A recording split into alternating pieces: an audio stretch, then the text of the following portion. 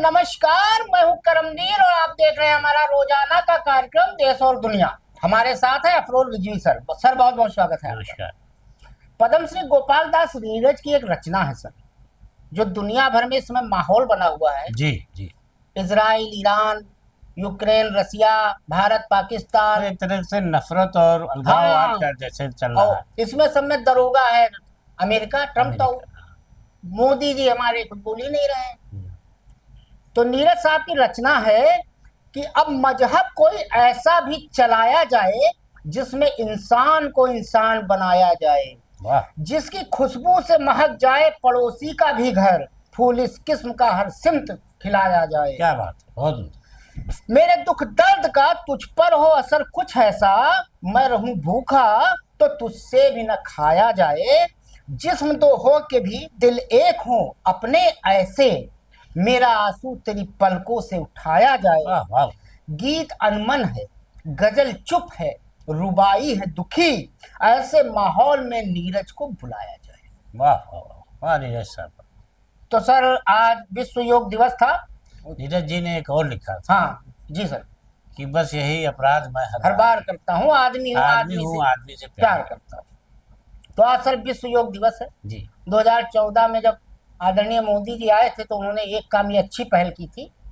उन्होंने योग के लिए संयुक्त राष्ट्र संघ में उनसे अनुरोध किया था, तो संयुक्त राष्ट्र संघ ने इसे विश्व योग दिवस 21 जून को बनाया।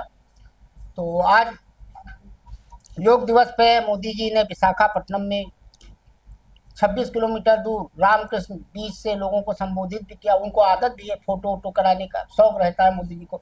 मोदी जी कोई मौका छोड़ते नहीं है, ऐसा अगर कोई मौका पा जाते। हमको याद है सर, कहना नहीं चाहिए कि मोदी जी की माता जी जब दिवंगत हुई थी तो मोदी जी सबसे बड़े नहीं हैं। सनातन धर्म के हिसाब से या तो बड़ा लड़का मुखाग्नि देता है या सबसे छोटा देता है।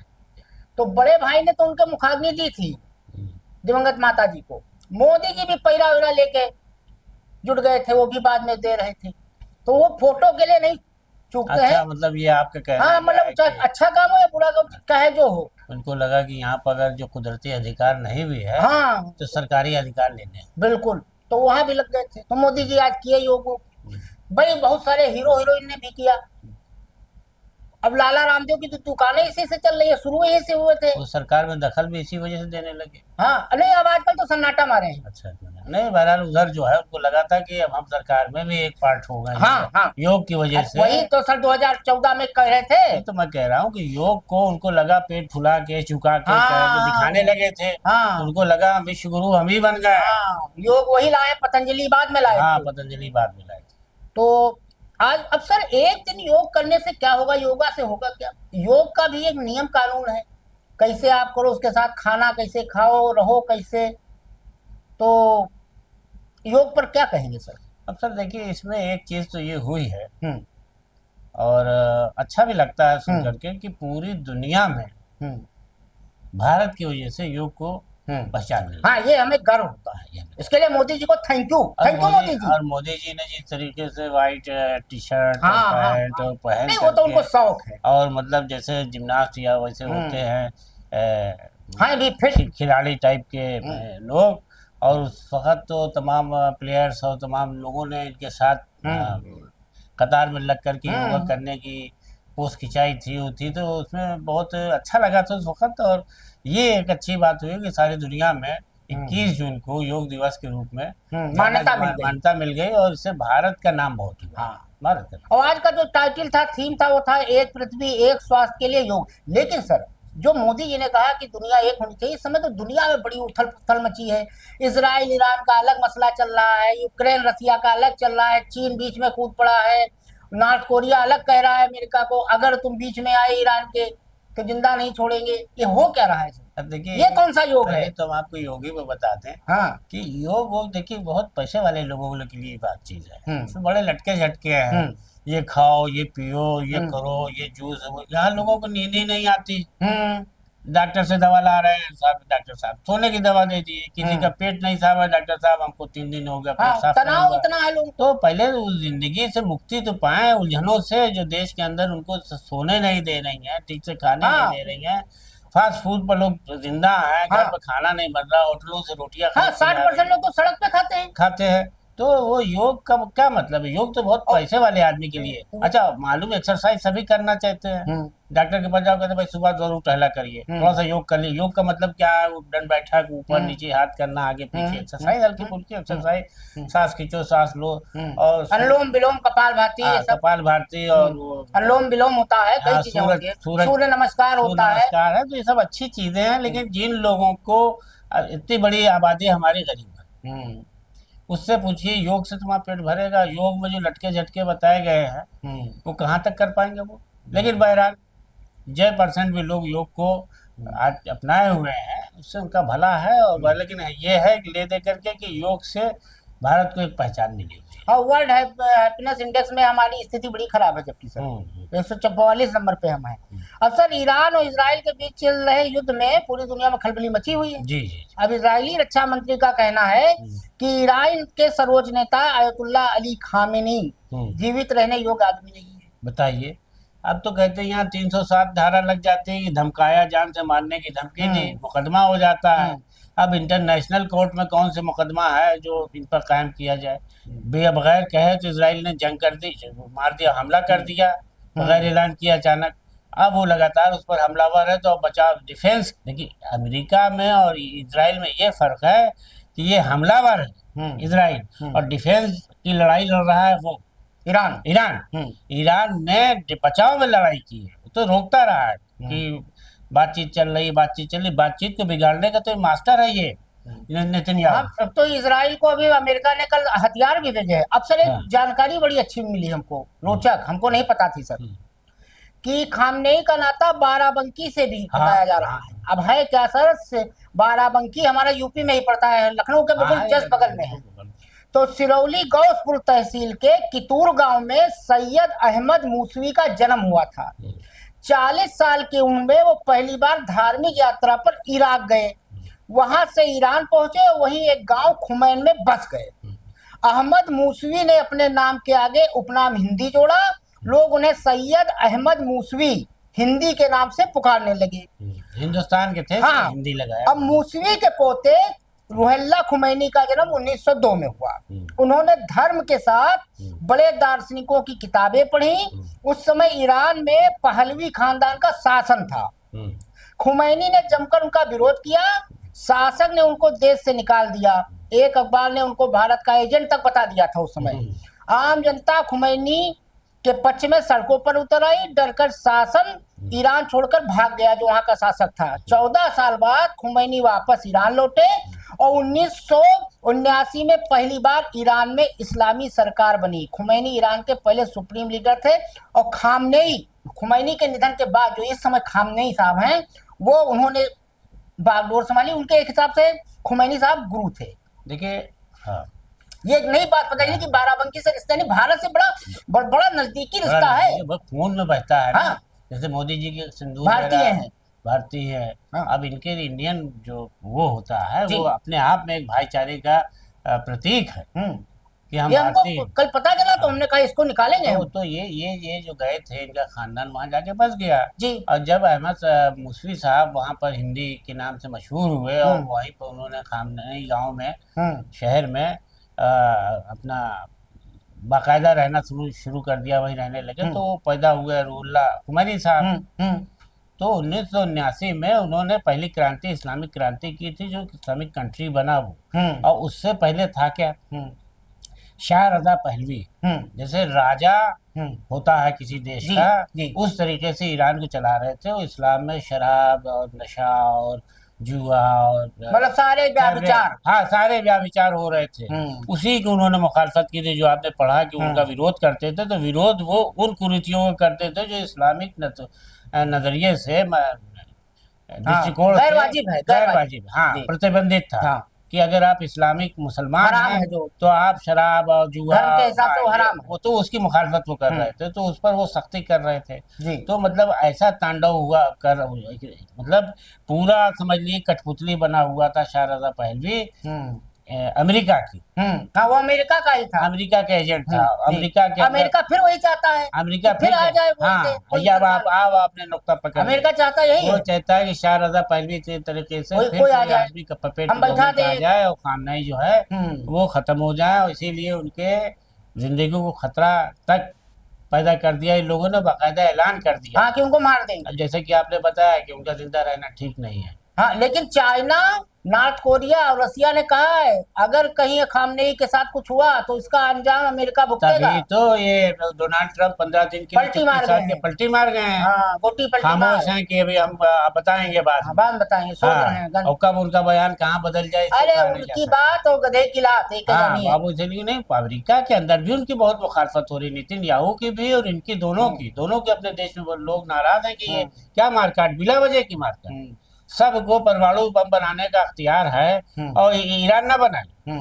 ईरान क्यों ना बनाए, वो भी अपनी हिफाजत के लिए बनाना हर देश चाहता को है, अधिकार हर है देश को है। अपनी सुरक्षा तुम का। बार बार लगे हो कि इनके पास उसका, यही तो इराक में किया था सर, सद्दाम हुसैन को कैसे यही दिखा दो, आज तक कुछ नहीं मिला। और कुछ भी नहीं मिला। इराक में सद्दाम हुसैन को यही कह के मारा कि इसके पास जानलेवा हथियार है, पूरी दुनिया को खतरा है। और जो जांच कराई गई तो जांच में कुछ नहीं मिला, तब तक जांच कुछ खाली उनके पिताजी का बदला लेना था उनको, हाँ, इसलिए खाली। नहीं वैसे वो मुस्लिम कंट्रीज पर ये चाहते हैं कि यहाँ का जो भी हो शासक वो उनके साथ पपेट हो, हमारे जेब में पपेट हो। हाँ तो ये कोशिश है। अब सर हमारे आदरणीय मोदी जी उड़ीसा कल गए थे, अब उन्होंने बड़ा विचित्र बात कही भाई। उन्होंने कल कहा कि राष्ट्रपति डोनाल्ड ट्रंप के वाशिंगटन आने के निमंत्रण को मैंने अस्वीकार कर दिया और इसके बजाय भगवान जगन्नाथ की पवित्र भूमि उड़ीसा जाने का विकल्प चुना। ये क्या मामला है? अब देखिए हम तो कहेंगे भगवान, मतलब बहुत बड़ा एहसान किया क्या? मैं बता रहा हूँ कि भगवान जगन्नाथ ने मोदी जी की इज्जत आबरू बचा दी, बल्कि हम कहेंगे भारत की बचा दी।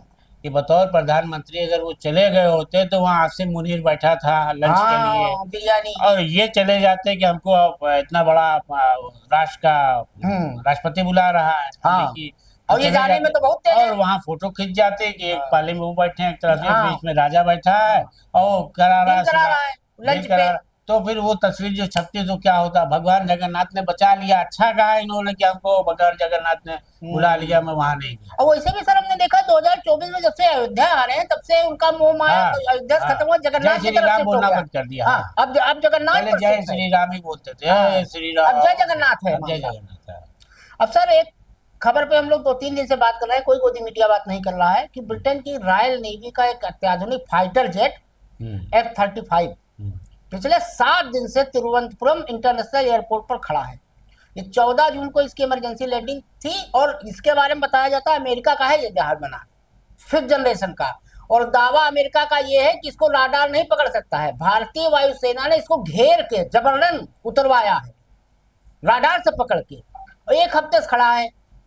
अब उसको जब भारतीय वायुसेना ने कल कहा कि इस पे भाई त्रिपाल डलवा दिया जाए या इसको कार्गो में खड़ा कर दिया जाए, तो उसको वहां खड़ा भी नहीं करने दे रहे ब्रिटेन वाले। भाई 200 साल हमारे यहाँ तुम राज किए हो, तुम्हारे ऊपर, तुमको भारत पे भरोसा नहीं है। कह रहे नहीं हमारे इंजीनियर आएंगे तो वही ठीक करेंगे। ये है क्या सर? ये कुछ मामला समझ में नहीं आ रहा है। लेकिन इसमें हमको लगता है कि इसमें इंटरनेशनल लेवल पर जो हमारा इंटेलिजेंस है जी वो भी फेल हो रहा है। वो तो है ही है, पहलगाम हो गया, हमारी विदेश नीति इतनी कमजोर है कि हम किसी पर दबाव नहीं बना सकते। यही इजराइल का अपने जो इतना ज्यादा गलत तरीके से हमला कर रहा है, युद्ध कर रहा है, अब भारत उससे ये नहीं कह सकता कि काहे ईरान को तुम ऐसा कर रहे हो, काहे कि वहाँ के राष्ट्रपति को मार दोगे, क्यों ऐसा कर लोगे।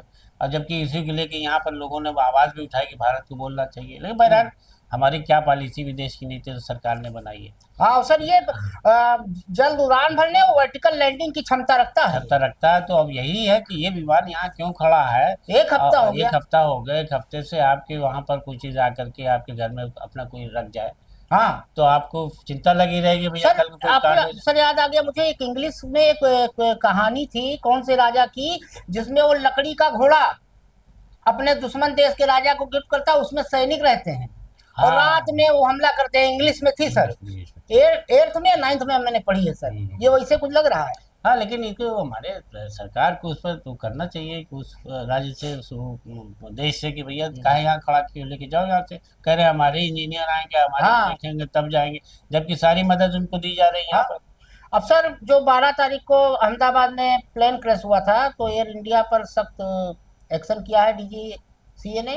3 अफसरों को हटाने के निर्देश दिए हैं और 10 दिन में रिपोर्ट मांगी है। क्या कहेंगे सर? अब देखिए, ये बात तो वही बात हुई कि जो हम लोगों ने इस घटना के बाद, हादसे के बाद, हम लोगों ने गुजरात विमान कांड के हादसे के बाद जो बात यही थी हम लोगों ने कि अभी तक किसी पर कोई एक्शन नहीं हुआ है। जी, तो ये अब हुआ है, अब जा करके हुआ है। और ये तब हुआ है जब ये ब्लैक बॉक्स में, मेरा ख्याल है कि के जरिए इनको पता चला है कि उसके फ्यूल में पानी आ गया था। हाँ, और फ्यूल, इसमें हम लोग कल डिस्कस भी किया। हाँ, इंजन में फ्यूल ना पहुंचने से हाँ, वो उसकी जो है इलेक्ट्रिक शॉर्ट हो गया था, क्या इलेक्ट्रिकल सिस्टम शॉर्ट कर गया था, इस वजह से हुआ। तो प्राइमा फेसी उनको अब कह भी रहे हैं, इसमें कोई ढिलाई नहीं है, जीरो टॉलरेंस की बात कर रहे हैं कि जीरो, बिल्कुल हम इसमें जो है सख्ती से करेंगे। इतने लोगों की जान चली गई, 242 लोग में 241 मर गए, एक बचा है जी। तो बहरहाल ये है कि अब वो सख्ती की गई। देखिए अभी आगे जांच में और क्या निकलता है। अब सर हमारे नेता प्रतिपक्ष राहुल गांधी जी, उन्होंने, लेकिन इसमें एक चीज है कि देखिए आप करमवीर जी की जो ये खाली वर्कर पर नहीं छोड़ना चाहिए। हम कोई होटल चलाते हैं तो हम उसके सुपरविजन के लिए खुद भी निगाह रखते हैं कि कोई खाने से न मरे, कोई उससे न मरे। हाँ, उसमें एयर इंडिया के टॉप मोस्ट अधिकारी लग रही है रूम की, तो उसको ठीक हमारी रेपुटेशन खराब होगी ना। हमने टेंडर दे दिया, वर्कर चला रहे हैं, बस खत्म हो गया, यही हमारी जिम्मेदारी। खाली माल फायदा कमाओ। बहुत हाई लेवल पर जांच के उनको उनसे सर आप क्या कहेंगे इस पे? अगर आज दिवंगत रतन टाटा जी जिंदा होते तो सख्त एक्शन लेते एयर इंडिया पर। उनकी छवि वो इंसान तो वाकई में मुझे याद आ रहा है, देवता की तरीके से लगते थे देखने में। अब सर वो हमारे नेता प्रतिपक्ष राहुल गांधी, उन्होंने एक्स पर एक ट्वीट किया है कि मेक इन इंडिया पहल की बहुत तीखी आलोचना की है। 2014 में शुरू किया था मोदी जी, उनके कई हैं, स्किल इंडिया, खेलो इंडिया, जीतो इंडिया, हारो इंडिया, ये इंडिया, वो इंडिया, स्टैंड अप इंडिया, हाँ स्टैंड अप कॉमेडी इंडिया, वो आजकल स्टैंड अप कॉमेडी इंडिया हो गया। शाइनिंग इंडिया से शुरू हुआ। हाँ, वो अटल जी के जमाने में वो उनको ले डूबा था वो इंडिया। अब क्या कहेंगे सर इस पे? तो देखिए ऐसा है कि हर सरकार में ऐसा होता रहता है। जब कांग्रेस की गवर्नमेंट थी तो एक नारा लगा दिया था लोगों ने, देखिए चापलूसों की कमी नहीं रहती हर दौर में। Indira is India, India is Indira कर दिया। हाँ, वो भी एक था, वो भी एक दौर था। तो इंदिरा गांधी को एकदम तो लोग आसमान पर बैठा लेते, उनका भी इसीलिए सत्यानाश हुआ था। इसीलिए सत्यानाश हुआ था कि उनके इर्द गिर्द जितने भी चापलूस बैठे थे उन्हीं की वजह से सब लोग मारे गए। वो धवन साहब का ही दिया हुआ नारा था। सब कुछ वहीं के जो उनके इर्द गिर्द लोग थे वही राय देते थे कि India is India, India is India. उन्होंने इन्हीं लोगों के, अपने नवरत्नों ही के कहने से जो है गोल्डन टेम्पल में फौज घुसवा दिया, ऑपरेशन ब्लू स्टार करा दिया। उसके बाद देखी नतीजा, डोभाल साहब थे उसमें। क्या था? तो ये सारी चीजें अब वही बढ़ते बढ़ते इन लोग को, या देखिए ये कहते भी हैं बीजेपी में, कांग्रेस में नहीं होता था। हाँ, तो वो कांग्रेस में नहीं हुआ है, तो हम भी करेंगे। हाँ हम करें, और हम कह के ये आए हैं कि साहब हम वो सब नहीं करेंगे जो ये करें। ये जितना नया भारत बनाने, नया भारत, न्यू इंडिया। तो वही इंडिया को याद आया कि Indira is India, India is Indira. और फिर शाइनिंग इंडिया लाए। तो अटल जी का दौर तो चल ही नहीं पाया। तो अब ये इनको याद आया कि इतना इंडिया पैदा कर दो, कंफ्यूज हो जाए make in India, new India, और ये इंडिया पता नहीं कौन कौन सा इंडिया है। तो अब उसमें विपक्ष भी अपने दिमाग से खेलने लगा। उसने कहा हम पार्टी इंडिया बना दे रहे हैं। उसने तो गठबंधन ही इंडिया कर दिया, इंडिया गठबंधन बना दिया। अब इनका माथा घुमा कर नहीं इंडिया नहीं हिंदुस्तान, तो इंडिया कर दिया, इंडी कर दिया। कि इंडिया बोलते ही नहीं, इंडी बोलते हैं। गठबंधन, और हर जगह का भारत या हिंदुस्तान, भारत लिखा जाएगा। तो आज के लिए इतना ही। आपके कोई लेख हो, सुझाव हो तो जरूर कमेंट बॉक्स में लिखिएगा। धन्यवाद, नमस्कार।